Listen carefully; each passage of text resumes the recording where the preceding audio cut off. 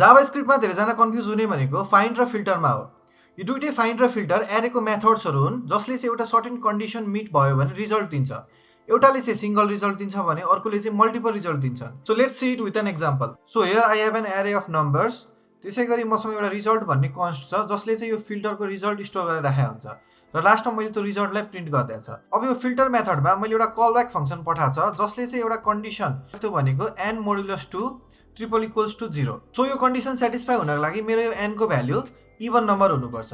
So अब म यसलाई गएर यसरी नोड इन्डेक्स भनेर मैले एक्जिक्युट गरेँ भने मैले यहाँ के पाउँछु त list of numbers which are only even. तर त्यसै गरी अब मैले यो फिल्टरको ठाउँमा फाइन्ड युज गरेँ भने चाहिँ अब यसले मलाई के दिने भयो त not an array but a number only. त्यो पनि कुन नम्बर जुन चाहिँ यो कन्डिसनलाई सेटिस्फाई गर्छ त्यो फर्स्ट नम्बर। सो फिल्टरले चाहिँ मेरो कन्डिसनको बेसिसमा सबै म्याचिङ एलिमेन्ट्सहरू रिटर्न गर्ने भयो भने फाइन्डले चाहिँ only the first element that gets matched त्यो रिटर्न गर्ने भयो।